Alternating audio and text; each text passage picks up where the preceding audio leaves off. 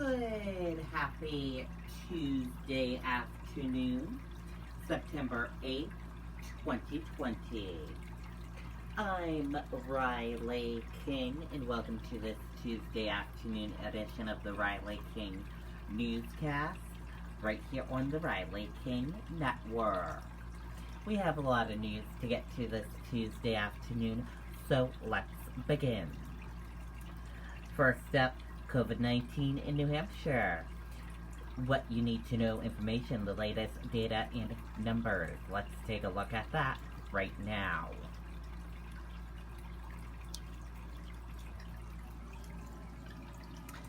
And here is a look at that latest information of COVID-19 numbers and data. There are 7,476 number of people in New Hampshire have tested positive for COVID-19. 6,298,235 number of people in the United States who have tested positive. 433 number of deaths from COVID-19 in New Hampshire. 718 number of people who have been hospitalized with COVID-19 in New Hampshire. And 140 number of deaths from COVID-19 in the United States. And let's take a look at this current map of New Hampshire right here where current cases of COVID-19 are. Manchester, 43 current cases of COVID-19. And let's take a look at this map of New Hampshire where total cases of COVID-19 are. Manchester, 1951. And let's take a look at this chart here. Let's start with the first chart here. New cases each day in New Hampshire in the purple. Daily new positive COVID-19 cases in the orange. New hospitalizations in the red or the deaths. Let's take a look at this chart here. Current cases in the purple, total current COVID-19 cases, and in the orange, current hospitalizations. And let's take a look at this chart here. Total cases in the purple, total positive COVID-19 cases, in the orange, total hospitalizations, in the red, deaths, and the blue recovered. And now let's take a look at this chart here. Age group of cases, female and male of cases, and risk information. And let's take a look at this chart here. Infections, hospitalizations, and deaths. And let's take a look at this chart here. Deaths, percent of New Hampshire population, race/ethnicity of cases, and hospitalizations. And a reminder, your common symptoms: fever, lack of smell, cough, difficult breathing, chills, nausea, vomiting, and diarrhea. How it spreads, and prevention tips. And be sure to stay with the Riley King Network for the latest of your COVID-19 information. Voters hit polls. Vote absentee on unique primary day. Primary election being held aimed pandemic. More than 75,000 absentee ballots already returned. Let's take a listen to that video from WR News 9, Ray Brewer.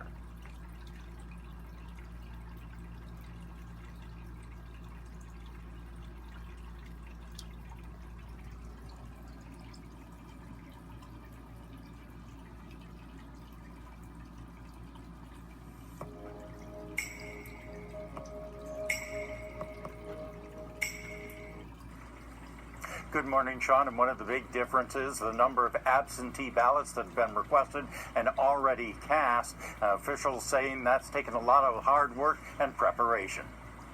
Since July, over 100,000 voters in New Hampshire have requested an absentee ballot. That is 8 times more than the state has ever seen in more than 100 years of the September primary.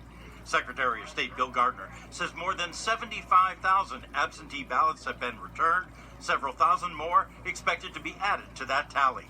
The state gave people the option to vote absentee due to COVID-19. Normally, under state law, you can't turn in an absentee ballot on Election Day. But under the pandemic voting changes made by the legislature, this year you can.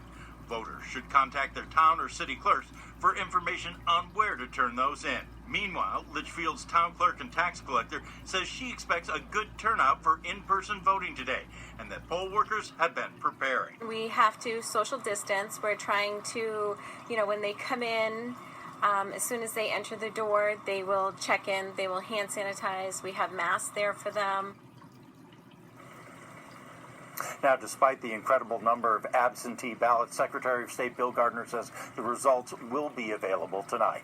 Reporting live in Manchester, Ray Brewer, WMUR News 9. Okay, and there you go on that video and that report. 2020 voter information, absentee ballot, registration, and polling places. Great information for all of you on this voting election day. Let's take a look. Get important information about how, when, and where to vote in New Hampshire during the 2020 election cycle. Important dates. Primary day is today, September 8th, 2020.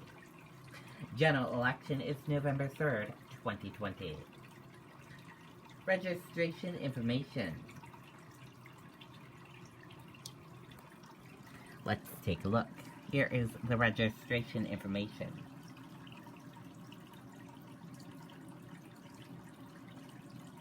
Voting absentee information.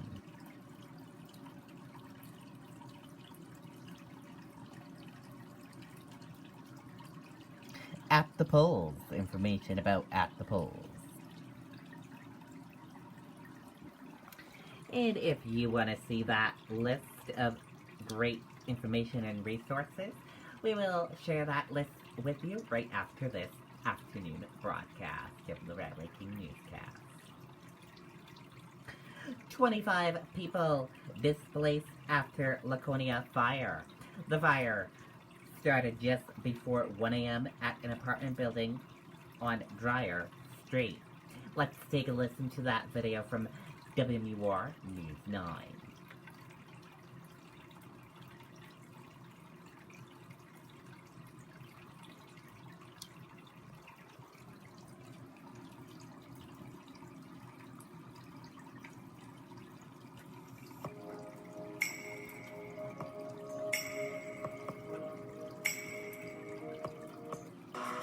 We continue to follow breaking news out of Laconia, where crews remain at the scene of a 5-alarm fire.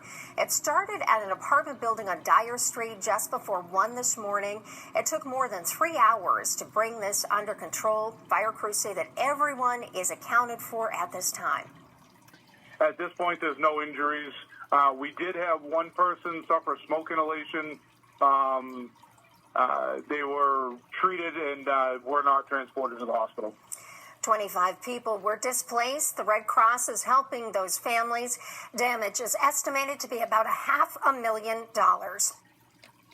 Okay, and there you go on that video and that report.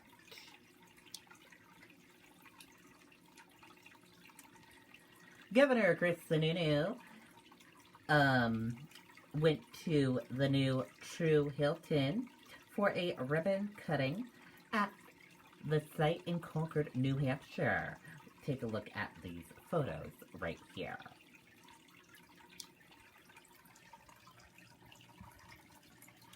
Great to be with the True by Hilton team for a ribbon cutting of their beautiful new site in Concord, New Hampshire, which features some awesome New Hampshire mural, as you can see. Very cool. Now open a new hotel in Concord.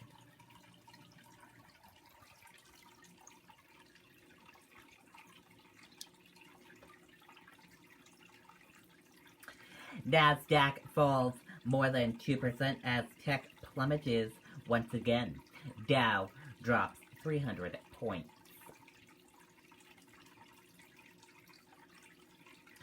Stocks fell sharply on Tuesday to start the week as technology shares were under pressure following their worst sell-off in more than 5 months last week. Trump speaks out as campaign enters final stretch. Let's take a listen to that video from ABC News.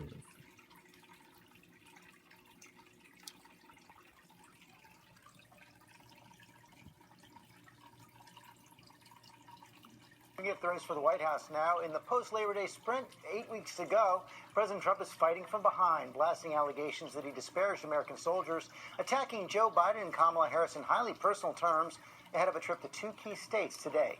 Our senior White House correspondent Cecilia Vega has all the latest. With fewer than 60 days to go until the election, President Trump is hurling insults. Biden's a stupid person. Biden doesn't have a clue. His polls slipping over his handling of the coronavirus, and now the president is hinting at the possibility of an even earlier vaccine before Election Day. You could have a very big surprise coming up. So we're going to have a vaccine very soon, maybe even before a very special date. You know what date I'm talking about? It could be during the month of October, actually. Could be before November. Kamala Harris was asked if she would trust a Trump administration vaccine. It would have to be a credible source of information that talks about the efficacy and the reliability of whatever he's talking about. I will not take his word for it. He wants us to inject bleach.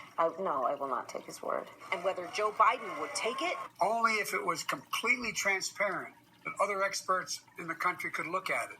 Only if we knew all of what went into it. Because so far, nothing he's told us has been true. On the campaign trail, Biden in a Pennsylvania backyard meeting with union supporters. Thank you all for your service. A small socially distanced gathering, all wearing masks. He also took aim over a report alleging the president called fallen soldiers suckers and losers. When it comes to veterans, he's downright un-American. ABC News has not confirmed those claims, and the president continuing to push back, calling the story a hoax, and then attacking military leaders in his own administration. I'm not saying the military is in love with me. The soldiers are. The top people in the Pentagon probably aren't, because they want to do nothing but fight wars so that all of those wonderful companies that make the bombs and make the planes and make everything else stay happy. At his White House news conference, the president also ridiculed a reporter for wearing a mask. You're going to have to take that off, please.